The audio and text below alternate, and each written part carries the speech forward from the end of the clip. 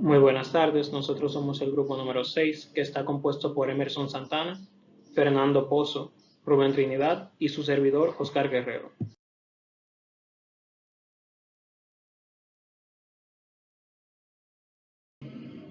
En esta oportunidad estaremos presentando lo que es el número de Reynolds, el flujo laminar.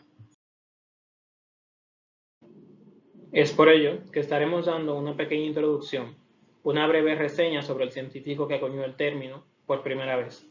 También daremos el planteamiento del teorema y explicaremos con más profundidad lo que es el flujo laminar. Y por último, terminaremos con una exposición de un experimento y la conclusión. El número de Reynolds, RE para abreviar, es un número adimensional utilizado en mecánica de fluidos, en el diseño de reactores y en fenómenos de transporte para caracterizar el movimiento de un fluido. Su valor indica si el fluido sigue un modelo laminar o turbulento. El número de Reynolds es el cociente de la fuerza de inercia sobre un elemento de fluido, entre la fuerza viscosa. Si el número de Reynolds para un flujo es menor que 2000, es laminar. Si es mayor que 4000, es turbulento. Pero si es un número comprendido entre estos valores, es de transición.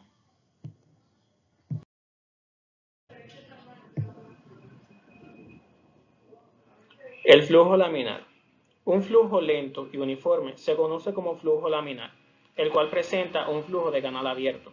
Por lo tanto, es un flujo tranquilo. En este, las fuerzas viscosas son predominantes sobre las fuerzas de inercia del fluido, y es un flujo, como ya dijimos, más tranquilo, y también tiene un bajo número de Reynolds.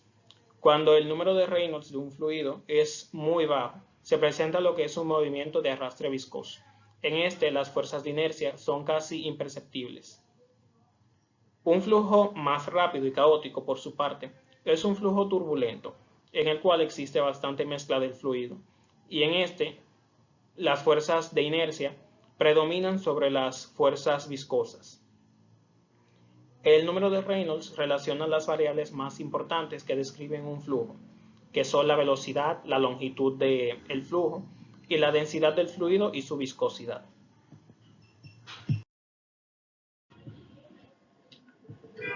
El científico que acuñó el término. El concepto fue introducido por George Gabriel Stokes en el año 1851, pero el número de Reynolds fue nombrado por Osborne Reynolds, quien popularizó su uso en el año 1883. Gabriel Stokes, que es el que podemos ver aquí en pantalla, primer baronet, fue un matemático y físico irlandés que realizó contribuciones importantes a la dinámica de fluidos, incluyendo lo que son las ecuaciones de Navier-Stokes. También realizó contribuciones a la óptica y a la física matemática, incluyendo el teorema de Stokes. Fue secretario y luego presidente de la Royal Society de Inglaterra. George Stokes fue el hijo menor del reverendo Gabriel Stokes, rector de Skene, en el condado de Sligo. Allí nació y creció George, en el seno de una familia protestante evangélica. Aquí podemos ver al otro científico, que es Osborne Reynolds. Osborne Reynolds fue un científico británico nacido en Inglaterra, investigador pionero de la mecánica de fluidos, en los campos de la física y en la ingeniería. Realizó contribuciones fundamentales sobre la comprensión de la fluidodinámica, y sus estudios de transferencia de calor entre sólidos y fluidos implicaron mejoras al diseño de las calderas y los condensadores. En reconocimiento de sus logros, fue nombrado miembro de la Royal Society. Toda su carrera transcurrió en lo que ahora es la Universidad de Manchester. Osborne Reynolds nació en Belfast y poco después se mudó con sus padres a Dedham. Su padre trabajaba como director de escuela y también clérigo, pero también era un matemático y muy capaz, de hecho, y también presentaba lo que es un interés en la mecánica. Mi nombre es Rubén Trinidad, matrícula 2020-2433. Le estaré dando el ejemplo sobre el flujo laminar y calculando el número de Reynolds en el mismo. Para el flujo laminar por Reynolds tenemos que existen dos tipos de fluidos, como ya sabemos, es decir, dos tipos de flujos de fluido, por llamarlo más bien, porque más. flujo laminar y flujo turbulento. Ambos son gobernados por muchísimas leyes de la física. Por ejemplo, en la que destaca en este caso tenemos la viscosidad, que hace que las distintas capas de fluido se muevan con diferentes rapidez en respuesta a un esfuerzo cortante.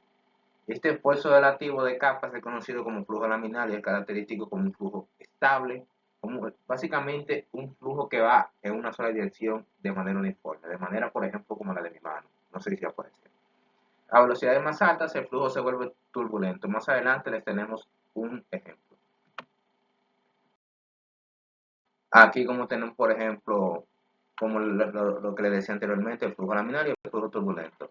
Conocemos, ya como les dije, tenemos dos tipos de flujos, laminar y turbulento, que cuando tenemos un flujo menor a 2000 es laminar. Cuando tenemos uno entre 2000 y 3000 es inestable y puede pasar de un tipo a otro, pero cuando ya definitivamente es turbulento, cuando está por encima de 3000. Continuamos. Ya se aparece aquí en el ejemplo sobre lo que es un flujo laminar y un flujo turbulento, en el cual el día de hoy les hablaremos de un flujo laminar. Entonces aquí tenemos un ejemplo claro. Determine el régimen o flujo laminar o turbulento si fluye glicerina a 25 grados centígrados en una tubería cuyo diámetro interior es de 150 milímetros. La velocidad promedio del fluido es de 3.6 metros sobre segundo con una viscosidad absoluta de 0.96 pascales y una densidad de fluido es de 1258 kilogramos por metro cúbico. ¿Qué hacemos aquí? Determinamos mediante la fórmula del número de Reynolds, que es la velocidad por el diámetro multiplicado por la densidad, dividido todo dentro de la viscosidad absoluta, en el cual en estos datos, como se los enuncié anteriormente, lo tenemos abajo, por ejemplo. No sé si se aparece en la esquina inferior izquierda. Entonces vamos con el cálculo del número de Reynolds. El número de Reynolds es igual a 3.6 por 0.15, que cuando llevamos los milímetros a metros. 0.15 para tener igualdad de unidades de medida. Y 1258 kilogramos sobre metro cúbico, dividido todo sobre 0.96 kilogramos sobre metro cuadrado y de las unidades de la viscosidad absoluta, en cual todo este cálculo nos da 707.62. Teniendo en cuenta que es un conducto cerrado, ya que nos dice que es una tubería, nos dice que es menor de 2000, por ende es un flujo laminar. Sin más que decirle, hasta aquí mi exposición y mi parte, pero que les haya gustado y la persona que continúa.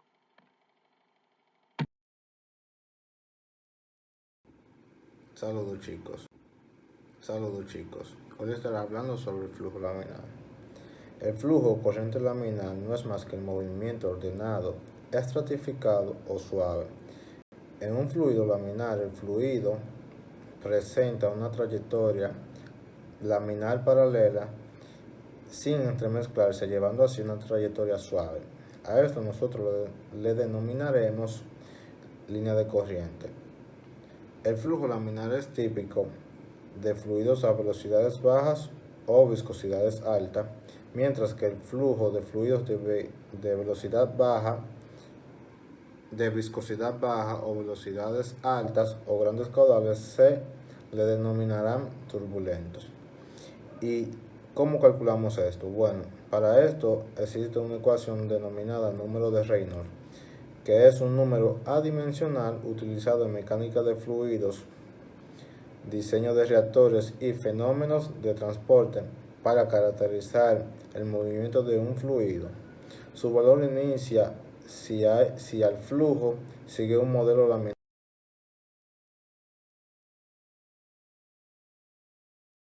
Bien chicos, aquí les estaré mostrando una imagen de cómo se comporta el flujo laminar y el flujo. Bien chicos, aquí les estaré mostrando una imagen de cómo se comporta el flujo laminar y el flujo turbulento. En la primera imagen podemos observar que todas las flechas van en una misma dirección y a una misma velocidad, por lo cual es constante. Mientras que en la representación de abajo podemos observar cómo el fluido lleva varias direcciones y varias velocidades. Lo mismo podemos observar en la imagen de abajo, que es prácticamente lo mismo, lo único que con diferentes velocidades en la representación.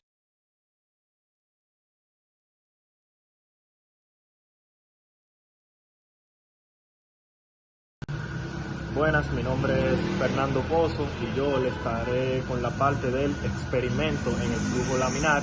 que consiste en el movimiento de un fluido, en este caso va a ser el agua, en el que este tomará una salida de forma ordenada y constante en su trayectoria, sin distorsiones en sus trayectorias.